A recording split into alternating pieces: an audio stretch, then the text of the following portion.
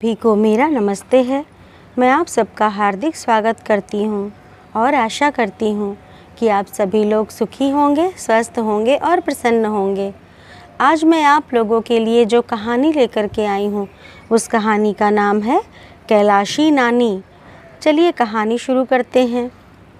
पता नहीं मेरी कैलाशी नानी अब इस संसार में है भी कि नहीं, परंतु उनकी स्मृति इतनी ताज़ा है कि आज भी कैलाशी नानी वही अपनी मैली सी घुटने के ऊपर तक की धोती और फटी हुई मिर्जई पहने, बगल में रोटी और नमक की पोटली संभाले और हाथों में गायों को हाँकने का डंडा लिए ना जाने कितनी बार आँखों के सामने घूमती हुई दिख जाती हैं। वह गंवार अनपढ़ स्त्री जिसे अक्षर का भी ज्ञान ना था, सहज ही भुला देने योग्य ना थी। मेरी नानी ना होकर भी वह मेरी नानी थी। मेरे मामा के गांव में मामा के घर से हटकर उनका छोटा सा झोपड़ा था, लिपा पुता साफ। उस झोपड़े में ना तो कोई दरवाज़ा था जो कभी बंद हो सके और ना ही दूसरा कोई सामान। बर्तनों के नाम पर कुछ मिट्टी के ठीकरे थे और बिस्तर की जगह थोड़ा पुआल पड़ा था। यही मेरी कैलाशी नानी की गृहस्थी थी। पड़ोसी ही उनके परिवार वाले थे और गांव के बच्चे उनके परमेश्वर। हाँ, तो मेरी कैलाशी नानी उस गांव के रहने वालों के जानवर चराने ले जाया करती थी। उस गांव में करीब 40 घर थे और प्रत्येक घर से एक सेर अनाज चराई में मिल जाया करता था। कैलाशी नानी की जीविका यही थी। इसी में कैलाशी नानी का दान पुण्य हो जाया करता था और इसी अनाज को बदलकर उन्हें रोज़ के व्यवहार के लिए नमक मिर्च मसाला भी लेना पड़ता था। पैसे तो गांव वालों को वैसे ही बड़ी कठिनाई से देखने को मिलते हैं। कैलाशी नानी की तरह गरीब इंसान को पैसों का दर्शन दुर्लभ होना ही चाहिए। इस प्रकार जीवन बिताकर भी कैलाशी नानी दुखी ना थीं। वे सदा प्रसन्न और हंसती रहती थीं, दूसरों की सेवा के लिए तत्पर रहती। आधी रात को भी बुला लो तो वह तुम्हारा काम कर देंगी और तुमसे किसी प्रकार की आशा न रखेंगी। जाड़े के दिन शुरू थे। एक दिन मामा के गांव से एक आदमी संदेशा लेकर आया कि मामा ने माँ और बच्चों को बुलवाया है। जब तक माँ ने मामा के घर चलने की तैयारी ना कर डाली, तब तक हम भाई बहनों ने उन्हें तंग कर डाला। सबसे बड़ा भाई मैट्रिक में था, इसलिए उसे छोड़कर हम सभी भाई बहनों को लेकर आखिर एक दिन माँ मामा के घर आ गई। माँ के साथ आने वाले भाई बहनों में मैं सबसे बड़ी थी। मेरी उम्र 10-11 वर्ष की थी। हम भाई बहनों को मामा के घर में और तो कुछ अच्छा ना लगता था, पर मामा के घर से 100 फुट दूर एक नदी बहती थी। उसमें नहाने और कैलाशी नानी के साथ ढोर चराने के लिए जाने में बड़ा आनंद आता था। कैलाशी नानी जिस जगह ढोरों को ले जाती थी, वहाँ दूर तक जहाँ तक दृष्टि जाती सब हरा ही हरा दिखाई पड़ता था। दूर दूर तक आम, पीपल और ढाक के वृक्ष थे। इनकी घनी छाया में दोपहर को आराम करते गांव के छोटे बच्चों का एक झुंड नानी के नेतृत्व में ढोर चराने निकल जाता। वहाँ केवल ढोर ही ना चराए जाते थे, वहाँ कहानियाँ भी कही जाती, पहेलियाँ भी पूछी जाती और कभी कभी रामलीला का खेल भी खेलते। हम भाई बहनों को इस ग्रामीण जीवन में बहुत सुख मिलता। एक भाई बहुत छोटा था, वह तो माँ के साथ ही रहता था। हम 3 भाई बहन प्रायः रोज कैलाशी नानी के साथ जंगल में भाग जाते। मुझे याद है हम लोग घर के अच्छे से अच्छे भोजन को यह कहकर छोड़ देते थे कि अच्छा नहीं बना, और सच ही वह अच्छा ना लगता था। कैलाशी नानी की जंगल में सूखी रोटियां नमक या कभी चटनी के साथ खाने में जितना स्वाद आता था, उतना स्वाद कभी किसी भोजन में नहीं आया। रोटियां भी गेहूं की नहीं, ना जाने किस तरह के अनाज मिलाकर बनाई जाती थीं। कैलाशी नानी को हर घर से एक ही नाज तो मिलता ना था।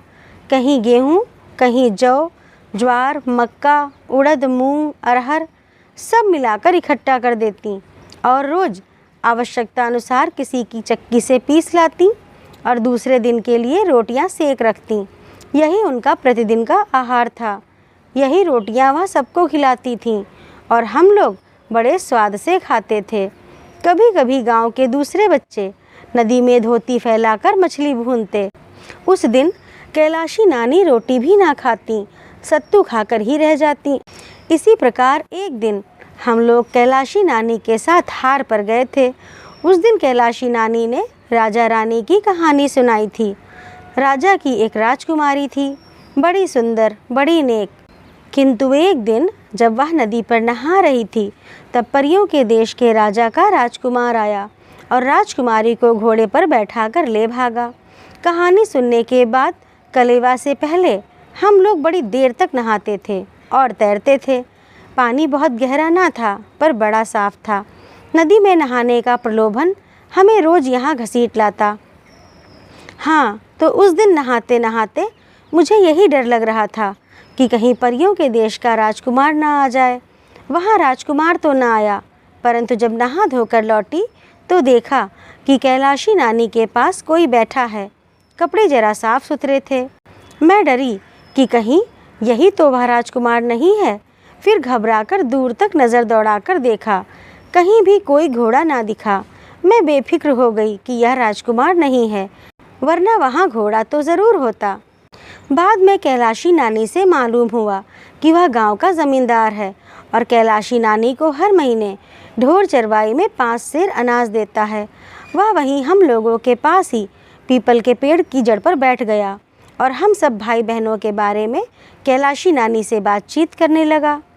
जब उसे यह मालूम हुआ कि अभी तक मेरी शादी नहीं हुई, तो उसे बड़ा आश्चर्य हुआ, क्योंकि गांव में तो उस समय लड़की के पैदा होते ही ब्याह की बातचीत हो जाती और 3-4 साल की होते ही उसका ब्याह भी हो जाता था। उसने स्वर को धीमा करके कैलाशी नानी से कहा कि क्या कुल में कोई दाग है जो इतनी बड़ी लड़की अब तक कुंवारी है? कैलाशी नानी ने कहा, नहीं भैया, कुल में दाग वाग नहीं है, बड़े आदमी हैं। लड़के लड़कियां सभी मदरसे में पढ़ते हैं। यही बिटिया रामायण बाँच लेती है, अंग्रेजी पढ़ती है। जब पढ़ लेगी तब लायक वर देखकर ब्याह करेंगे। वह जमींदार जितनी देर तक बैठा रहा, बार बार हमें ही देखता रहा। दूसरे दिन जब कैलाशी नानी ढोर ढीलने आई तो छोटे भाई बहन अभी सोकर नहीं उठे थे, इसलिए मैं अकेली ही नानी के साथ निकल गई। कलेवा करने से पहले हम सब बच्चे फिर नदी पर नहाने गए। जब हम जा रहे थे तभी वह जमींदार फिर आया। वह कैलाशी नानी को बड़ी देर तक कुछ समझाता रहा। उससे कैलाशी नानी ने हाथ जोड़कर कुछ अस्वीकार किया। जमींदार ने कुछ ना सुनकर नानी के पल्लू में ज़बरदस्ती कुछ बांध दिया।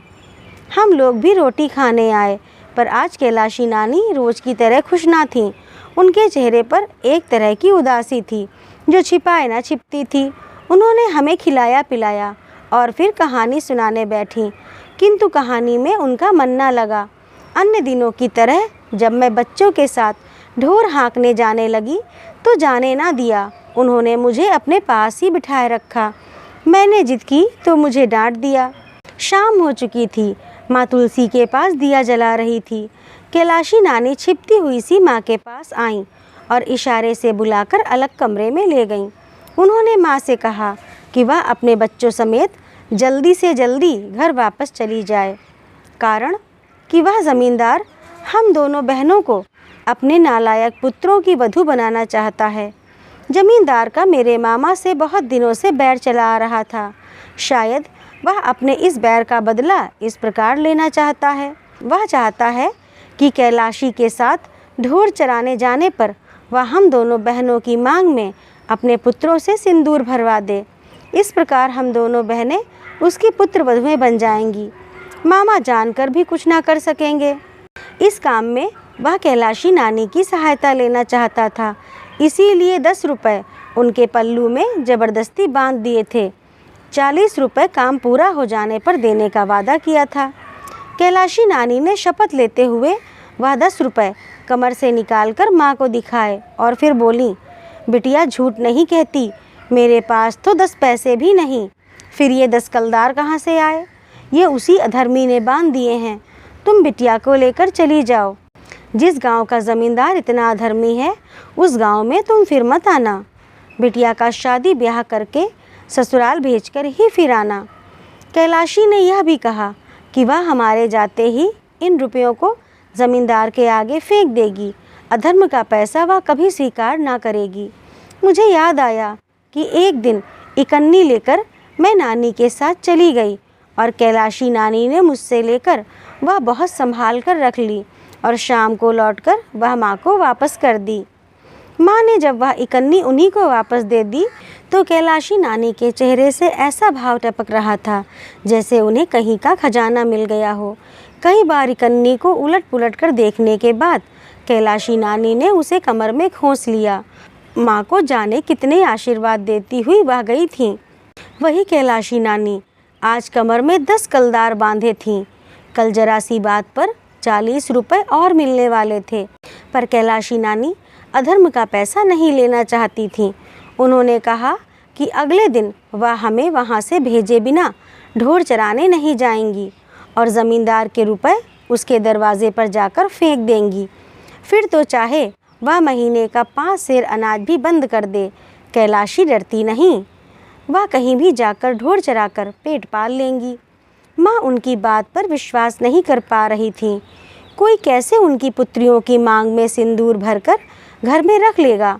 मेरे पिताजी प्रसिद्ध वकील थे, वे ज़मींदार को जेल खाने की हवा खिला सकते थे, फिर भी कैलाशी नानी के आग्रह को न टाल सकीं। दूसरे दिन वह हमें लेकर घर चली आईं। तब से आज तक कैलाशी नानी का हमें कोई समाचार नहीं मिला था। तो दोस्तों, कैसी लगी आप लोगों को यह कहानी? अगर अच्छी लगी हो तो लाइक करिए, शेयर करिए और ऐसी ही और कहानियों के लिए मेरे चैनल को सब्सक्राइब करिए। धन्यवाद।